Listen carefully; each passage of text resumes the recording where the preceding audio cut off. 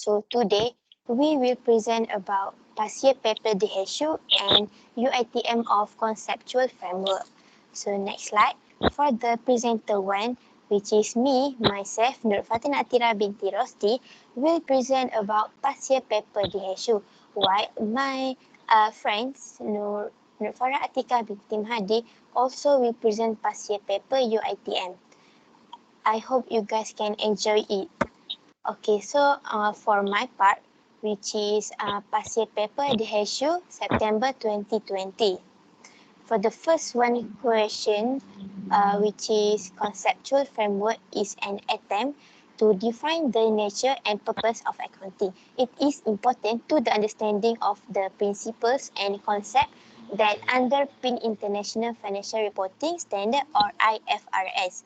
So, worldwide, accounting academics and standard setters alike have attempted to develop a conceptual framework that provides a definitive statement of nature and purpose of financial accounting and reporting, and which provide guidelines for all accounting practice.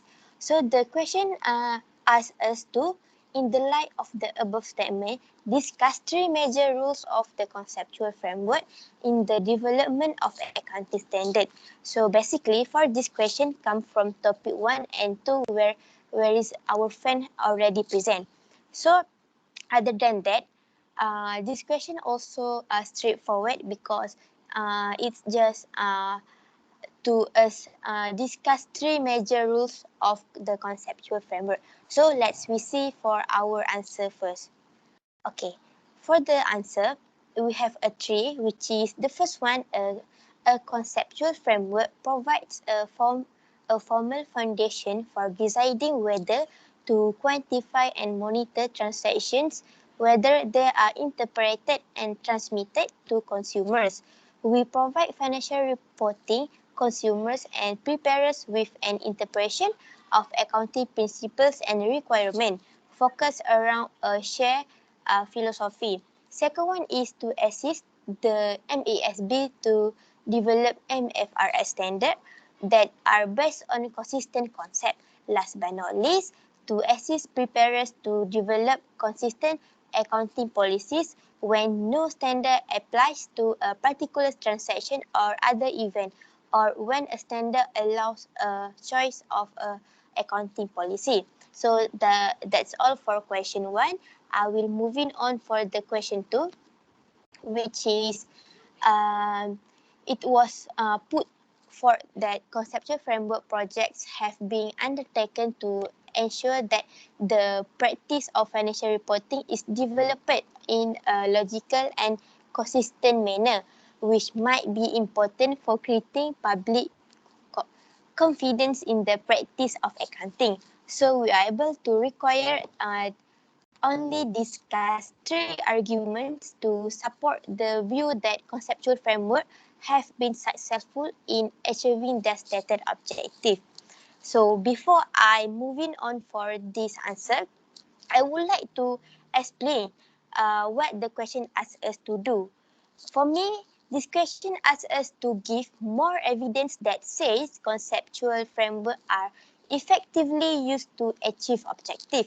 Like for example, we can answer why we need conceptual framework, importance of conceptual uh, framework, or direction of conceptual framework. So let's we look for answer. Okay, we have three answers, which is first one, an essential for investor. For investor, it is because it provide the risk capital to the investor, and the advisor is concerned with the risk inherent from their investment. It's also the information is needed to help them to determine whether they should sell, buy, or hold the share. Information which enables access to the ability one of the enterprise to pay dividend is interested by the shareholders. Second one, it also can help the board in setting sound financial accounting standard, which is like I say, it's also can help users of financial reporting in understanding more the information enclosed in financial statement prepared in conformity with financial accounting standard. Last but not least, also can solve the problem. For example, what I can give for you guys, which is as an accountant in one company does not know how to recognition and measurement for assets. So to make it easier, he can refer to the conceptual framework. Like in the conceptual framework, we can know how to do recognition and measurement for asset, equity, liability, expenses, and also revenue. So that's all for answer question 2. Okay, last but not least, for the question 3, uh, which is the conceptual framework for accounting is defined as a coherent system of interrelated objectives and fundamentals that is expected to lead to consistent standards and that prescribes the nature, function and limits of financial accounting and reporting. So the question asks us, explain 4 benefits or advantage of having a conceptual framework for accounting as guideline to the standard setters. Okay, so for our answer is, first one is IFRS are widely accepted as a set of high quality and transparent global standard which are capable to achieve consistent and comparability across the world. So to make easily, you guys can take note a point that I highlight, which is widely accepted as a set of high quality and transparent global. Second one is companies that own foreign subsidiaries will find the process of consolidation simplified if all their subsidiaries use IFRS. Third one is financial statement that follow IFRS guideline will be audited based on standard auditing or ISA, will have an enhanced status and reputation. Last but not least, for the answer, companies that use IFRS will get result easily and can be company to other companies that using IFRS as their guideline. So that's all from me. I will pass for the next presenter. Thank you. Okay, now I will explain about past year paper UITM. First question is, accounting theory inter alia deal with the principle and rules of recognition and measurement of a basic element of financial statement. The question is, what is the distinctive difference between recognition and measurement? Okay, next slide. Okay, for the question, recognition. A financial instrument is recognized in the financial statement when the entity becomes a party to the financial instrument contracts. An entity removes a financial liability from its statement of financial position when its obligation is extinguished. An entity removes a financial asset from its statement of financial position when its contractual right to the assets cash flow expired. When it has transferred the asset and substantially all the risk and reward of ownership, or when it has transferred the asset and has retained some substantial risk and reward of ownership, but the other party may sell the asset. The risk and reward retained are recognized as an asset. Okay, next.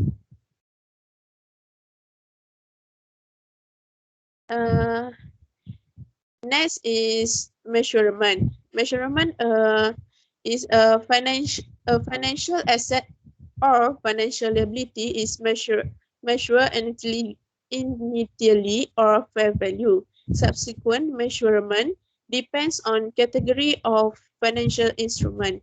Some categories are measured at amortized cost and some at fair value. In limited circumstance, other measurement base apply. For example, certain financial guarantee contract. Okay, next.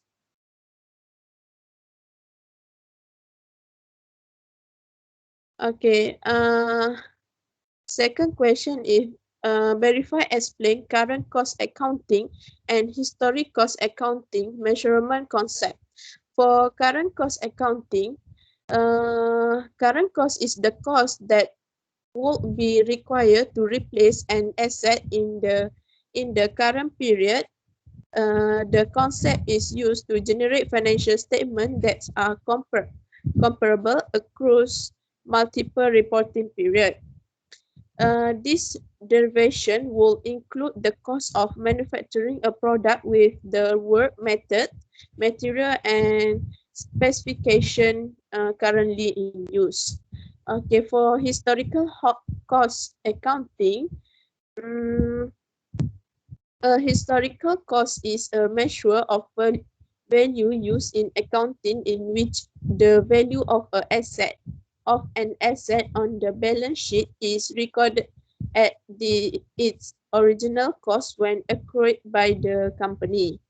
The historical cost method is used for fixed assets in the United States under Generally Accepted Accounting Principle or GAAP.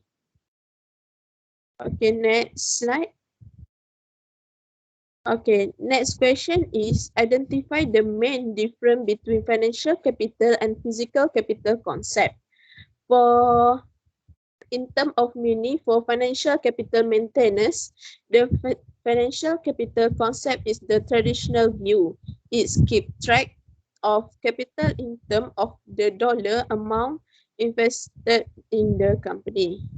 In terms of meaning for physical capital maintenance, the physical capital concept looks at capital in terms of its physical aspect and then translate into dollar. Usually, the physical aspect relate to the firm producing capacity. In terms of profit for financial capital maintenance, financial amount of net asset at the end of reporting period more than financial amount the start. In terms of profit for physical capital maintenance, operating capability at the end of a report period more than at the first. In terms of apply for financial capital maintenance, it's concerned mainly with the maintenance of nominal invested capital. In terms of applied for physical capital maintenance, it's concerned mainly with the operating capability of the entity. Okay. Next. Okay, this question from paper March 2002. The framework identifies 4 principal qualitative characteristics of accounting information that could distinguish better information from inferior information for decision making. They are understandability, relevance, reliability, and comparability. The question is, explain all the 4 principal qualitative characteristics mentioned above. Next slide. Okay, first one is reliability. Reliability, that's mean the user must be able to depend on the information. It is believed that reliable information should be free from error and bias and further fully represent what it is means to represent. Okay, second, relevance. Relevance, it is believed that relevant information must be available in time, must help in prediction and feedback, and must influence the decision of user in a positive manner. Third is understandability. Understandability means decision maker must interpret accounting information in the same sense as it is prepared and conveyed to them. And last one is comparability. It is believed that it is not sufficient that the financial information is relevant and reliable at a particular time, in a particular circumstance, or for a particular reporting entity.